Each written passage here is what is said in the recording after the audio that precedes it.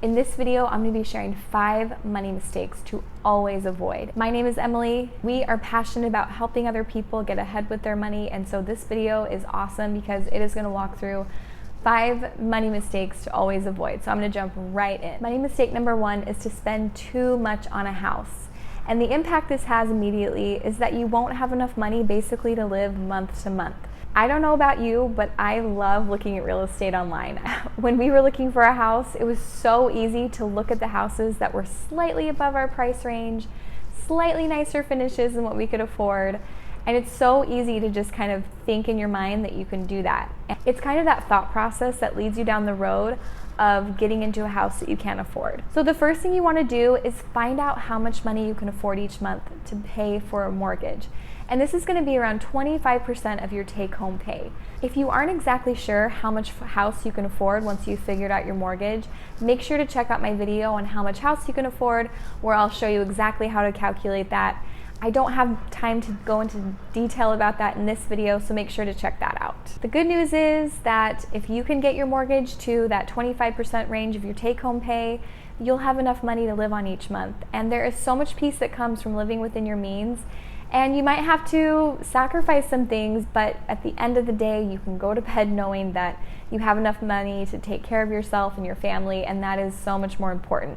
Tip number 2 is not investing your money. Now, this is a huge, intimidating subject for so many, including myself, but not investing your money is probably going to have the biggest financial impact on your finances in the long run. I kind of look at it as like taking care of your skin. The younger you start, and the more you invest at a younger age, the more it pays off in the future with how your skin looks. And it's similar with investing. The younger you can start, the better, because of something called compound interest. Now, before I lose you, basically, I looked up a bunch of definitions on it, and the most simple one that I liked was Wikipedia's, which is basically making interest on interest. So let me give you a quick example. If you invested $1,000 and you earned 5% interest on that $1,000, then you would have $1,050.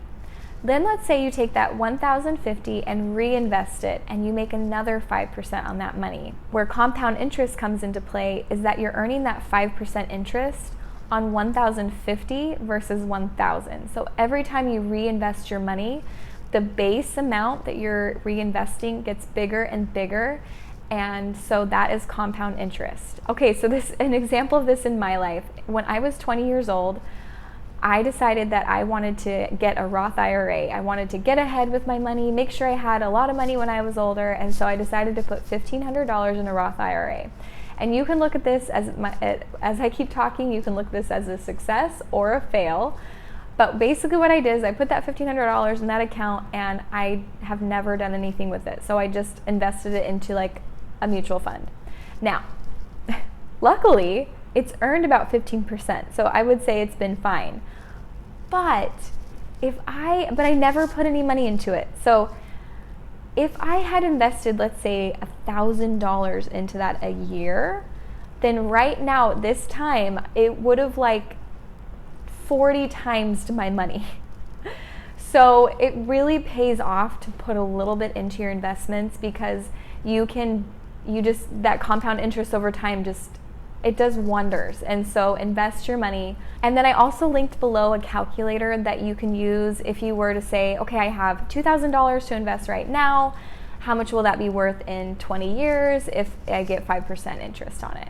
So it's really helpful just to get a ballpark of what your money could do in that time. So I've linked that below. Make sure to check it out. Money mistake number 3 to avoid is buying a new car. The impact on this is pretty cut and dry. It's basically saving thousands of dollars versus paying more money to buy a new car. For example, in 2016, we bought a car, and it was a couple years old. It had very low mileage, very well taken care of.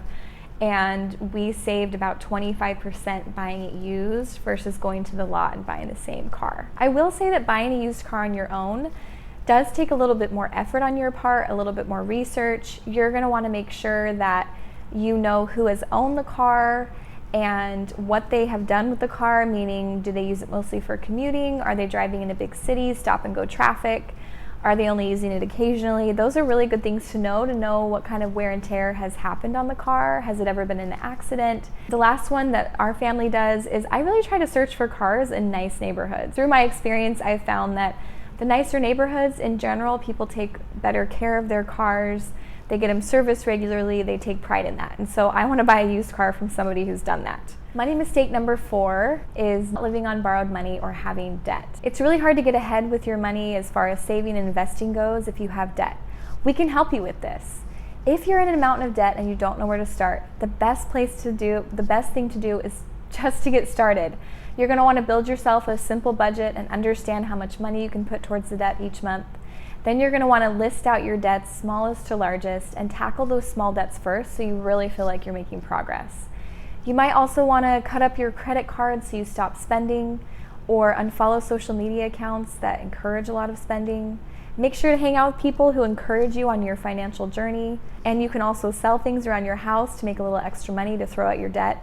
But you can do this, and as you make little strides with your debt, it will start to build momentum, and your debts will start to go down. Cassie did a video about the steps to get out of debt, so make sure to check that out.